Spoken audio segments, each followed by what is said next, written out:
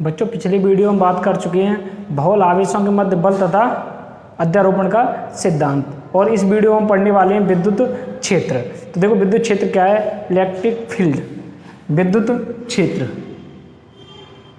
विद्युत क्षेत्र।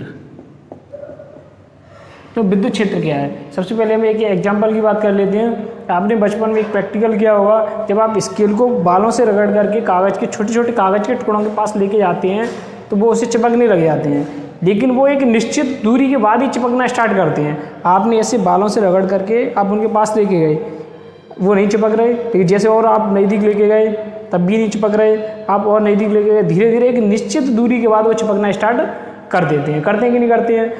पहले वो थोड़े से ऊपर उठते हैं फिर गिर जाते हैं, ऊपर उठते हैं फिर गिर जाते हैं, जैसे हम और नज़दीक लेके आते हैं तो वो स्पीड में चिपक जाते हैं। इसका मतलब क्या हो गया कि जितनी हम नज़दीक लेके जा रहे हैं तो कोई एक ऐसा बल है जो जितने नज़दीक जा रहे हैं उतना ही अधिक प्रबल होता जा रहा है। हो रहा है कि नहीं हो रहा है? उतनी प्रबलता से उनको क्या कर रहा है, अपनी ओर आकर्षित कर रहा है।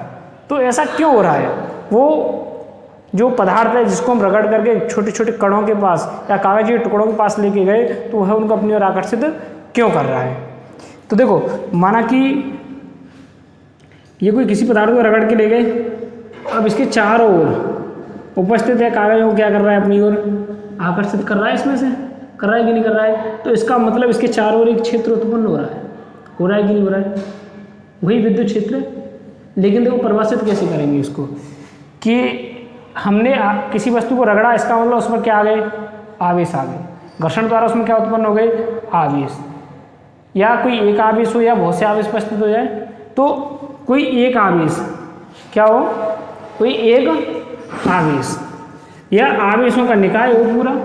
आवेशों के निकाय से तात्पर्य आवेशों का समूह हो सकता है, बहुत से आवेश हो सकते हैं।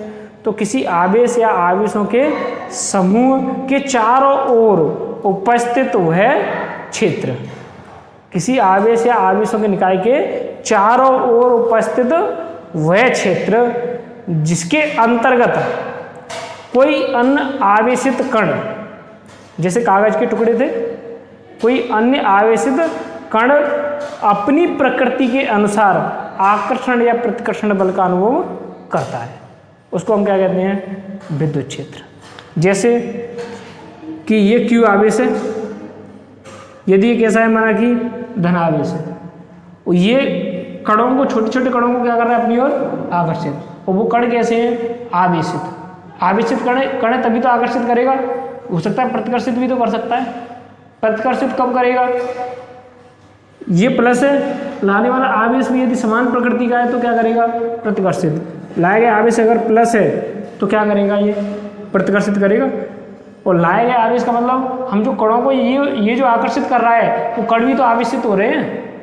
हो रहे हैं कि नहीं हो रहे हैं? अरे कण भी आवेशित है, जब भी वो उससे चिपक रहे हैं। वो आवेशित किसके द्वारा हो रहे हैं, प्रेरण के द्वारा। मैंने आवेशन की एक विधि पढ़ाई थी, प्रेरण द्वारा आवेशन। तो प्रेरण द्वारा वो क्या हो रहे हैं, आवेशित हो रहे हैं, इसलिए वो उससे चिपकना प्रारंभ कर रहे हैं। तो किसी आवेश के चारों ओर उपस्थित वह क्षेत्र, किसी आवेश या आवेशों के समूह के चारों ओर उपस्थित वह क्षेत्र जिसमें कोई अन्य आवेश अपनी प्रकृति के अनुसार, धनावेश है तो यहाँ प्रतिकर्षण होगा, ऋणावेश तो होता तो यहाँ आकर्षण होगा। मतलब अगर विपरीत प्रकृति है तो आकर्षण, समान प्रकृति है तो प्रतिकर्षण। तो अपनी प्रकृति के अनुसार आकर्षण या प्रतिकर्षण बल का अनुभव करता है, उस क्षेत्र को क्या कहते हैं, विद्युत क्षेत्र, इलेक्ट्रिक फील्ड। समझ में आ गया? अब बात कर लेते हैं विद्युत क्षेत्र की तीव्रता की।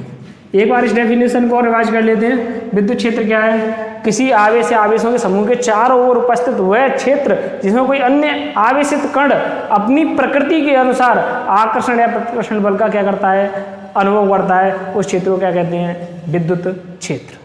आ गया समझ में? अब बात कर लेते हैं विद्युत क्षेत्र की तीव्रता की। कि हमने देखा कि जब हम स्केल को रगड़ करके कागज के टुकड़ों के पास या छोटे छोटे कणों के पास लेके आए तो कुछ कण तो स्पीड में चिपक गए, कुछ धीरे धीरे चिपके, जैसे और नज़दीक लेके आए तो और स्पीड में चिपक गए। इसका मतलब दूरी के साथ विद्युत क्षेत्र की तीव्रता में कुछ तो परिवर्तन हो रहा है। दूरी बढ़ने के साथ तीव्रता कम हो रही है, जैसे दूरी कम हुई तो तीव्रता बढ़ रही है। हो रही है कि नहीं हो रही है? तो इसका मतलब विद्युत क्षेत्र की तीव्रता भी होती है। ऐसा नहीं है कि एक समान होती हो, ऐसा नहीं है कि एक समान होती हो। तो यहाँ विद्युत क्षेत्र की तीव्रता की बात करते हैं, विद्युत क्षेत्र की तीव्रता। अब एक बात बताओ, अगर ये एक समान होती, यदि विद्युत क्षेत्र की तीव्रता कैसी होती, एक समान होती, तो ये जो वायर है, ये जो लाइन डली होती है अपने घरों में विद्युत लाइन, तो उसमें आवेश किस अवस्था में होता है? गतिशील अवस्था में होता है। अरे आवेश में प्रवाहित द्रव को क्या कहते हैं? विद्युत धारा। 3 कंसेप्ट में मैं और बता देता हूँ जिन पर तुम्हारी पूरी फिजिक्स आधारित है। एक तो होता है स्थिर आवेश, स्थिर आवेश ये क्या उत्पन्न करता है? केवल विद्युत क्षेत्र। क्या उत्पन्न करता है? विद्युत क्षेत्र। स्थिर आवेश क्या उत्पन्न करता है? विद्युत क्षेत्र। जिस पर तुम्हारा ये अध्याय आधारित है, ये अध्याय का ये जो पढ़ने वाले 4 अध्याय हैं, पहला, दूसरा, तीसरा, चौथा, चारों अध्याय तुम्हारे किस पर आधारित हैं? स्थिर आवेश पर आधारित है, उसके गुणधर्मों पर आधारित है, इसलिए इसको स्थिर वैद्युतिकी कहा गया है। तो ये जो पढ़ने वाली फिजिक्स है वो 4 अध्याय तक कौन सी फिजिक्स पढ़ोगे? स्थिर वैद्युतिकी। और इसमें विद्युत क्षेत्र, स्थिर आवेश क्या उत्पन्न करता है? विद्युत क्षेत्र। तो अगर बात की जाए गतिशील आवेश की, समान वेग से गतिशील आवेश, समान वेग से गतिशील आवेश, समान वेग से गतिशील आवेश क्या उत्पन्न करेगा? एक तो विद्युत क्षेत्र उत्पन्न करेगा, विद्युत क्षेत्र प्लस चुंबकीय क्षेत्र। करेगा या नहीं करेगा? तो ध्यान रखना, समान वेग से गतिशील आवेश क्या उत्पन्न करता है? विद्युत क्षेत्र प्लस चुंबकीय क्षेत्र, जिन पर आधारित तुम्हारे 5 से लेकर के 10 अध्याय हैं। 5 से 10 अध्याय तक ये सभी अध्याय किस पर आधारित हैं? विद्युत क्षेत्र और चुंबकीय क्षेत्र से संबंधित हैं दोनों। यहाँ भी कह सकते हैं उसमें गतिशील आवेश से संबंधित हम अध्ययन करेंगे। तो तुम्हारी 12th की फिजिक्स से 10 पाठ तक हो गई। स्थिर आवेश पर आधारित 1 से 4 पाठ, 5 से 10 पाठ। गतिशील आवेश पर आधारित एक 17वां अध्याय है तुम्हारा, वो त्वरित आवेश पर आधारित है। किस आवेश पर? त्वरित। समान वेग से गतिशील का मतलब क्या है? आवेश चलेगा, माना कि उसका वेग 5 किलोमीटर पर आवर है। क्या है? 5 किलोमीटर पर आवर। तो प्रत्येक क्षण उसका वेग कितना हो? 5 किलोमीटर पर आवर। तो वो एक समान वेग हो गया। यदि ये इस क्षण, माना कि किसी क्षण यहाँ इसका वेग कितना है? 5 किलोमीटर पर आवर, अगले क्षण इसका वेग कितना हो जाएगा? 10 किलोमीटर पर आवर। अगले क्षण इसका कितना हो जाए? 15 किलोमीटर पर आवर। अगले क्षण 20 किलोमीटर पर आवर। अर्थात उसके वेग में लगातार क्या हो? परिवर्तन। जब लगातार परिवर्तन होगा तो आवेश कैसा हो गया? त्वरित हो गया। त्वरित हो गया तो इस कंडीशन में क्या होगा? विद्युत क्षेत्र भी उत्पन्न होगा, चुंबकीय क्षेत्र भी उत्पन्न होगा, इसके साथ साथ एक अन्य क्षेत्र उत्पन्न होगा। अन्य क्षेत्र का मतलब ये विद्युत चुंबकीय विकिरण उत्पन्न होंगी। क्या उत्पन्न होंगी? विद्युत चुंबकीय विकिरण। तो जब आवेश कैसा हो? त्वरित। त्वरित आवेश क्या उत्पन्न करेगा? क्या उत्पन्न करेगा? विद्युत क्षेत्र प्लस चुंबकीय क्षेत्र प्लस विद्युत चुंबकीय विकिरण। क्या उत्पन्न करेगा? विद्युत चुंबकीय विकिरण। 1 से 4 पाठ, 1 से 4 अध्याय। और इस पर आधारित कितने अध्याय हैं? इस पर आधारित हैं आपके 5 से 10 अध्याय। और इस पर आधारित 17वां अध्याय। समझ में आ गया कि नहीं? कितने अध्याय हुए? 10-11 अध्याय हुए। हमारे 17 अध्याय, टोटल 6 अध्याय बचे जो अन्य फिजिक्स पर आधारित है। यहाँ तक समझ में आ गया कि नहीं? मात्र 3 कंसेप्ट है जिन पर आधारित तुम्हारे 11 चैप्टर 12th क्लास के। पहला, स्थिर आवेश विद्युत क्षेत्र उत्पन्न करता है, समान वेग से गतिशील आवेश विद्युत क्षेत्र प्लस चुंबकीय क्षेत्र उत्पन्न करता है, और त्वरित आवेश विद्युत क्षेत्र, चुंबकीय क्षेत्र तथा विद्युत चुंबकीय विकिरण उत्सर्जित करता है। समझ में आ गया यहाँ तक?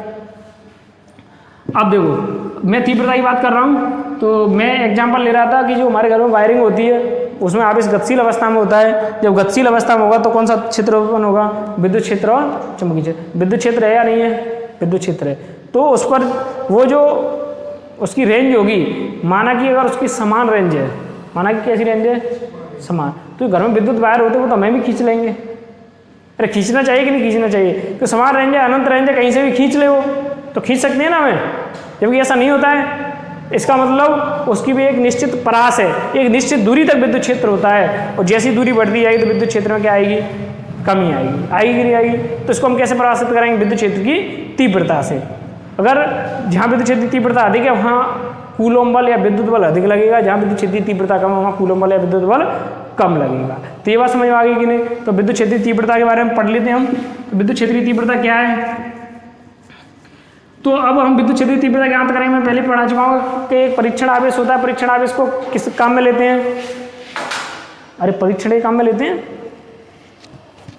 परीक्षण आवेश को किसके काम में लेते हैं? परीक्षण के काम में। तो यहाँ भी हम क्या करेंगे? ई वेक्टर इक्वल कितना हो जाएगा? ध्यान रखना विद्युत क्षेत्र की तीव्रता एक कैसी राशि है? सदिश राशि है। कैसी राशि है? सदिश राशि है। तो F vector upon Q not, ये फॉर्मूला किसका है? विद्युत क्षेत्र की तीव्रता का। परिभाषित कैसे करेंगे? यहाँ क्यू नॉट क्या है? परीक्षण आवेश। तो एकांक परीक्षण धनावेश, परीक्षण आवेश तो एकांक धनावेश ही होता है कि नहीं होता है? तो एकांक परीक्षण धनावेश पर लगने वाला बल, लेकिन कहाँ? विद्युत क्षेत्र में। कहाँ? विद्युत क्षेत्र में। तो किसी विद्युत क्षेत्र में, माना कि यहाँ आवेश उपस्थित है तो किसी विद्युत क्षेत्र में, अरे आवेश के चारों ओर विद्युत क्षेत्र होगा, तो किसी विद्युत क्षेत्र में एकांक परीक्षण धनावेश पर लगने वाला बल क्या कहलाएगा? विद्युत क्षेत्र की तीव्रता कहलाती है। आगे बात समझ में? एकांक परीक्षण धनावेश पर, विद्युत क्षेत्र में एकांक परीक्षण धनावेश पर लगने वाला बल क्या कहलाएगी? विद्युत क्षेत्र की तीव्रता। बात समझ में आ गई कि नहीं? अब इसके मात्रक की विमा की बात कर लेते हैं। तो देखो इसका मात्रक क्या होगा, विमा क्या होगी? वैसे आप 11th क्लास की कहानी है, सब आप पढ़ चुके हो, अब आप बड़े हो गए हो। पहले आप बच्चे थे, लेकिन हरकतें अभी भी बच्चे ऐसी करते हो कि नहीं करते हो? नहीं तो बताओ इसका मात्रक क्या है? मात्रक क्या होगा इसका? इसका क्या हो जाएगा? न्यूटन। अरे न्यूटन प्रति कूलम, कहानी खत्म। अरे बल का मात्रक क्या होगा? न्यूटन। और आवेश का मात्रक क्या हो जाएगा? कूलम। होगा कि नहीं होगा? तो इसका मात्रक क्या हो गया? न्यूटन प्रति कूलम। इसका एक मात्रक और है, उसको मैं दूसरे अध्याय में बताऊंगा, वो वहीं काम आएगा तो वहीं मैं बता दूंगा। अब इसकी विमा की बात करें तो विमा कैसे ज्ञात करेंगे? बल की विमा क्या होती है? m1L1T-2। आवेश की विमा क्या होती है? टा, अरे TA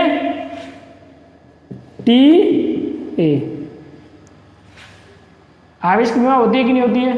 कहाँ से ज्ञात करोगे? आई इक्वल क्या होता है? Q/T। आवेश में प्रवाह की दर को क्या कहते हैं? धारा। तो यहाँ से Q इक्वल क्या आ जाएगा? IT। यहाँ से Q इक्वल क्या आ जाएगा? IT। तो Q की विमा क्या आ जाएगी? यहाँ T क्या है? समय। इसको स्मॉल से व्यक्त करो तो यहाँ कैपिटल हो जाएगा T, इसका क्या हो जाएगा? एम्पियर। तो TA, आवेश की विमा क्या हो गई? TA। अब इसको सॉल्व कर दो। देखो M पर कोई प्रभाव पड़ रहा है?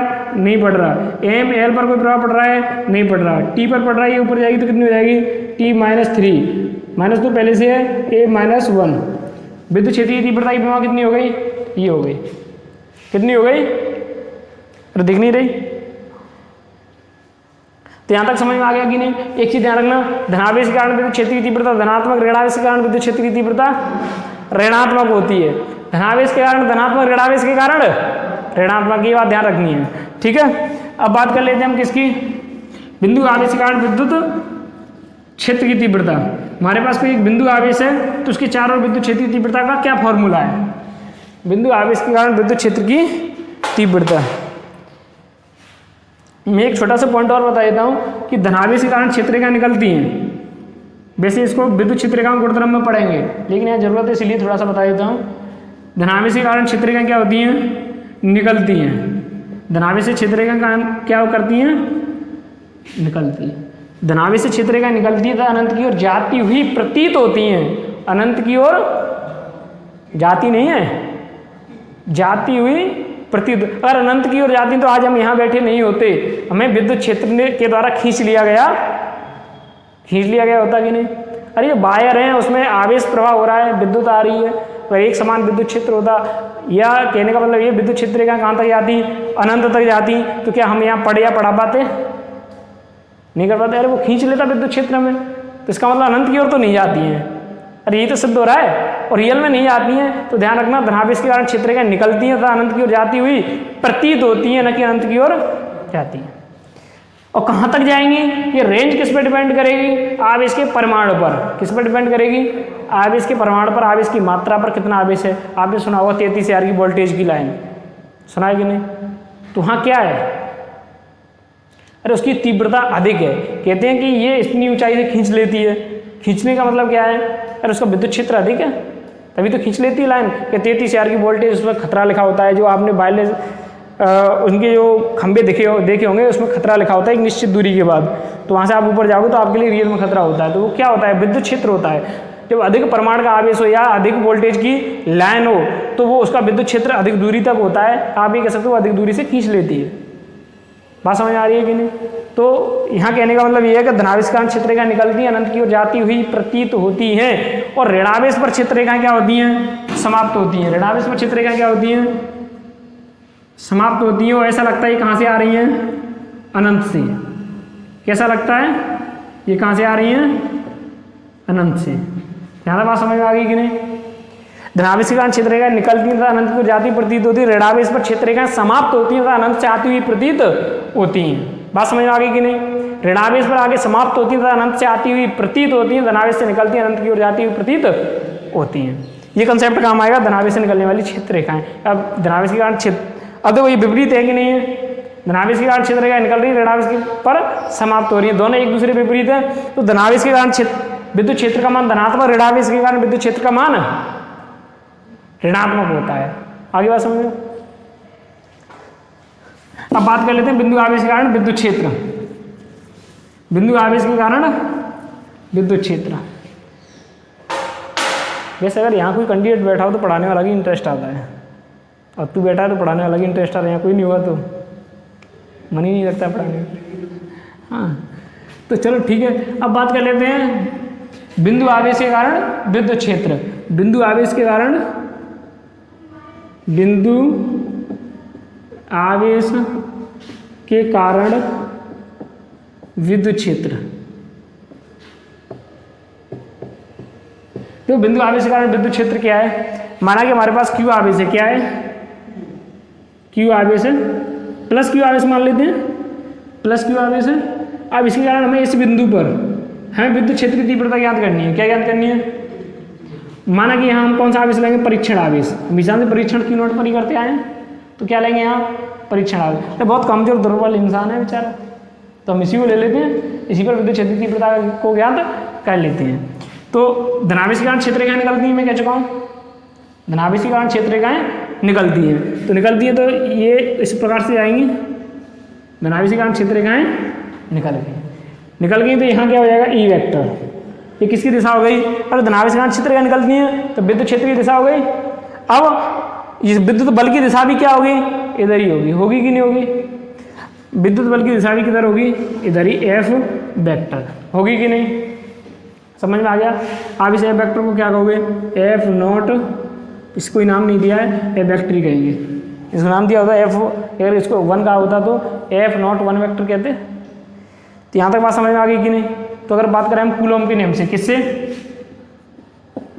कूलॉम के नियम से, तो कूलॉम का नियम क्या कहता है, एफ वेक्टर क्या होगा, के यहाँ क्या है, क्यू है और क्यू नॉट है, अरे दो आवेशों के मध्य बल ज्ञात करने के लिए क्या करेंगे, Q1 Q2 लिखा था हमने, यहाँ Q है तो Q नॉट हो गया, Q naught upon R square. ये मध्य दूरी कितनी है, माना कि R है, मध्य दूरी कितनी है, R है, तो क्या हो गया, आर स्क्वायर हो गया।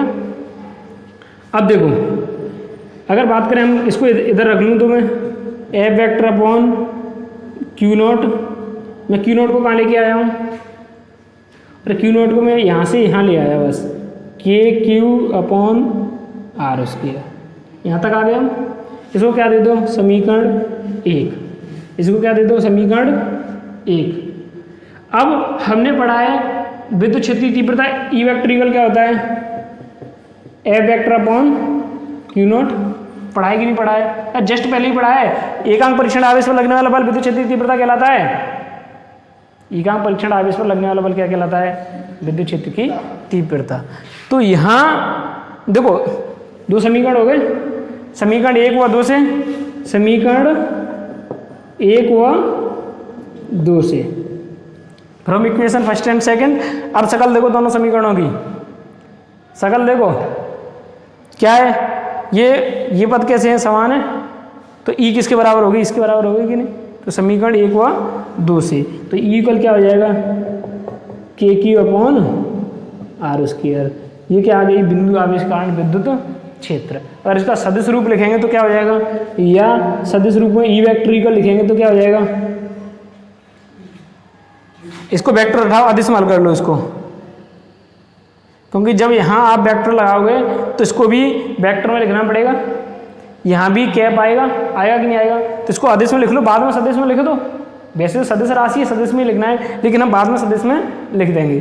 तो ई वेक्टर इक्वल क्या हो जाएगा, के क्यू अपॉन यहाँ आर स्क्वायर है, तो सदिश में लिख रहे हैं तो आर वेक्टर स्क्वायर हो जाएगा, मॉड आर वेक्टर का स्क्वायर होगा कि नहीं होगा, डॉट आर कैप। ये क्या हो गया, वेक्टर फॉर्मेशन, सदिश रूप। समझ में आ गया कि नहीं। तो ये क्या है, बिंदु आवेश कारण विद्युत क्षेत्र। यहाँ के का मान भी रख सकते हो कि नहीं। के का मान क्या होगा, तो यहाँ रख लो, ई इक्वल क्या आ जाएगा, क्या होगा ई इक्वल, के की वैल्यू रखो 1/4 pi epsilon naught Q upon mod R vector का डॉट आर कैफ। लिख सकते हो कि नहीं। अगर बात करें, ये तो किसकी बात है, निर्वात की। यहाँ एप्सिलॉन नॉट क्या है, निर्वात की विद्युतशीलता। एप्सिलॉन नॉट क्या है, निर्वात की विद्युतशीलता। एप्सिलॉन नॉट क्या है, निर्वात की विद्युतशीलता। तो ये आवेश कहाँ रखे हैं, इसका मतलब निर्वात में रखे हैं। अरे इसका मतलब आवेश कहाँ रखे हैं, निर्वात में। जब आवेश निर्वात में, अगर इनको किसी माध्यम में रख दिया जाए, तो अगर आवेशों का रख दिया जाए किसी माध्यम में, तो क्या होगा, ई इक्वल एप्सिलॉन नॉट किया क्या जाएगा, एप्सिलॉन एम, माध्यम की विद्युतशीलता। तो 1/4 pi epsilon M Q upon mod R vector का उसके आर कैफ। अरे एप्सिलॉन नॉट क्या है, निर्वात की विद्युतशीलता। ये कहाँ रखी है, निर्वात में, तब तो एप्सिलॉन नॉट आएगा। और ये कहाँ रखी है, माध्यम में, तब क्या आएगा, एप्सिलॉन एम आएगा। आगे समझ में। अब एप्सिलॉन एम मैंने आपको प्रावैद्युतांक पढ़ाया था। प्रावैद्युतांक में क्या पढ़ाया है, एप्सिलॉन में आर इक्वल क्या होता है, epsilon M upon epsilon naught. पढ़ाया कि नहीं। एप्सिलॉन आर इक्वल क्या होता है, epsilon M upon epsilon naught. तो यहाँ से एप्सिलॉन एम इक्वल क्या आ जाएगा, epsilon R epsilon naught. Epsilon M क्या आ जाएगा, इसको इधर भेज दो। आएगा कि नहीं आएगा, आना चाहिए। तो ये एप्सिलॉन एम की हम क्या रख सकते हैं, इसको रख सकते हैं, तो रख सकते हैं। तो यहाँ से क्या आ जाएगा, ई इक्वल क्या आ जाएगा, 1/4 pi epsilon R epsilon naught. हुआ कि नहीं हुआ। हमने एप्सिलॉन एम की क्या रख दिया है, एप्सिलॉन आर एप्सिलॉन नॉट। तो क्या आ जाएगा, Q upon mod R vector का वर्ग डॉट आर कैफ। यहाँ तक समझ में आ गया कि नहीं, समझ में आ गया कि नहीं। अब एक बात बताओ, ये क्या है, इसे एप्सिलॉन आर को छोड़ करके ये क्या है, ये वाला पद क्या है, एप्सिलॉन आर को छोड़ करके शकल देखना, ये क्या